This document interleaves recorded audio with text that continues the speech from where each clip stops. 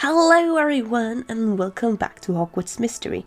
In the last time, our car propped up— Wait, is there a puffskin underneath that car? There's puffskins everywhere! There's really puffskins everywhere! Like underneath the car with the exhaust in, there's a puffskin! Now, it's basically every time you look at the screen, you have to go, where's the puffskin? Well, where is... Instead of Waldo, it's going to where is the puffskin? That's it. Okay, that's kind of... I'm sorry, I derailed here for a second. Okay. The car broke down. There seems to be a piece missing. Bill and Charlie believes it might be Merula, and I personally don't think it's her. And if it is, then it's probably because she don't want to be alone, but she just don't want to admit it, kind of thing. However, as a surprise, we are going to talk to Dumbledore instead. So let's go and do that, I guess. And the reason why I haven't gone to the corridor area was I didn't know if we were going to meet him in the hallway here and start off a cutscene. But no, fortunately not. Hello! Nearly hit next Nick. Let's go and find Merula, rather. Talk to Dumbledore. Because, again, I think deep down Merula is a really good person. It's just all the things that happened to her just... Yeah, she's acting out on it, which is very natural. Like, when a lot of stuff happened to you, of course you're acting out because you don't know what else to do. And now we are looking for a puffskin. Now I can't help it, I'm looking for a puffskin. Maybe underneath the bench? I can't see. No, actually not. Now that we're actually looking for the puffskins, there's no puffskin. Okay, never mind. I guess we'll just have to go and talk to Dumbledore. What up, Mr. Dumbledore? Professor Dumbledore, have you seen Merula around? I think she ran this way. I'm afraid not. I've been quite busy dealing with the effects of this blizzard on Christmas. We're sorry.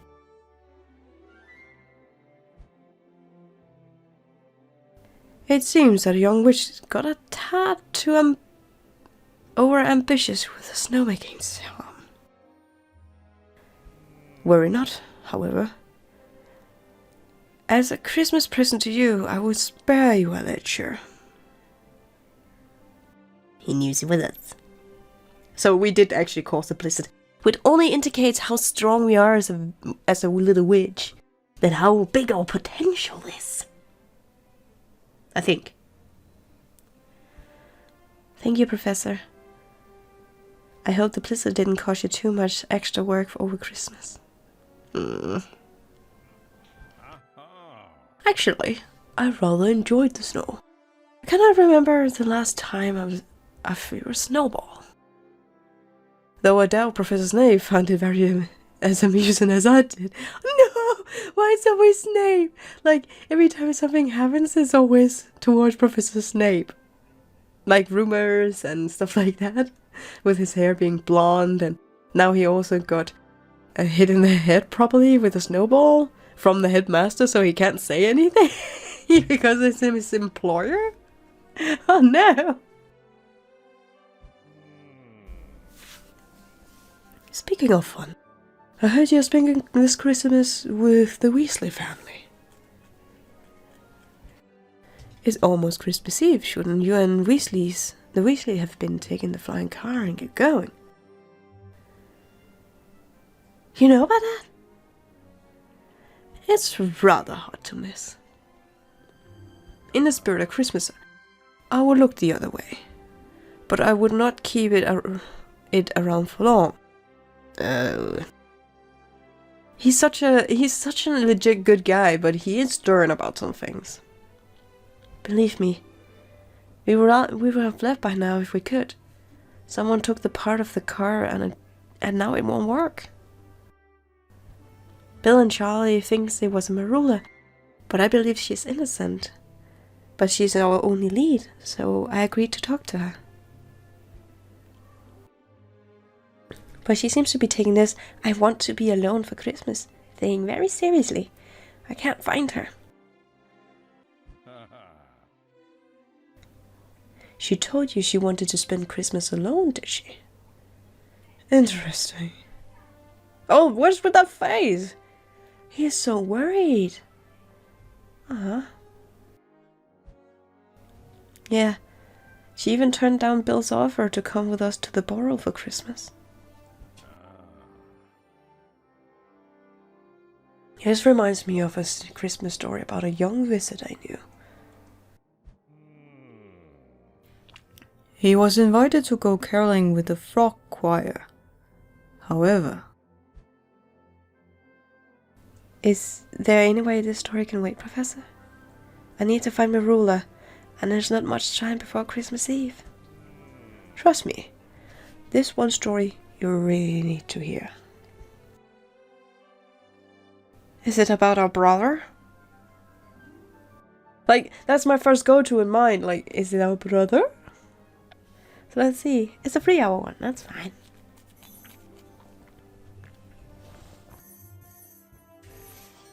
The wizard even cast Silencio to try and spoil the frog choir's performance. Wait, he's trying to tell us about Merula and how she's deep down don't wanna be alone. I was right! If the wizard changed his mind about caroling, he should have just said so. Yes, it is exactly what I thought about. Like, she doesn't want to be alone, but she can't get herself to say that she doesn't want to be alone, so maybe she took the car apart. So we would be here, but... not the best way of doing things. He ended up wanting to go carol despite rejecting the offer, but couldn't admit it. Aww. This visit initially thought the idea of the frog choir was embarrassing. So the wizard couldn't bring himself to admit he wanted to join the frog choir. I get the point in this story, do you, right? Though he rejected the offer, seeing a carol group made him wanting to join in. This wizard mocked caroling to hide the fact that he was actually interested. A reverse psychology, I guess. Oh, so we're starting to circle with Professor Dumbledore. Okay. Did this story really happen?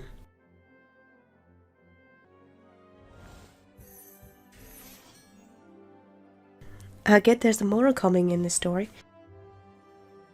Yeah. He's basically telling a story about Merula. Or moral-wise. Or... like... there. We're talking about Merula. Part of the story. Reiterate. So his pride even drove him to spoil the frog choir's performance with Silencio. Yeah. Oh, that's kind of sad. And now we're starting to circle here, so we're just gonna take the biggest ones, as always, and see how far we go. And there we go. There we go. I like it, it's in a circling manner and not just random, like, conversation. Since, fortunately, that would make it even harder to get all the conversation parts if it was just randomly generated which one came out. So let's see here. In the end, despite the wizard realizing that he wanted to join the frog choir in their Christmas caroling, his fear of admitting that he was wrong kept him from truly doing what he wanted. It even drove him to try and spoil the experience for other choir members. So she did take the part. Proving that sometimes our words and actions betray our true desires. That's interesting, Professor.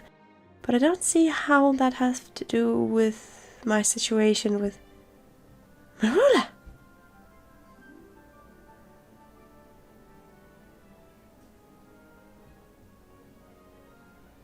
Wait, Merula, we need to talk. Come back here. Sorry, Professor, I better follow after Merula before she gets away again. Alright.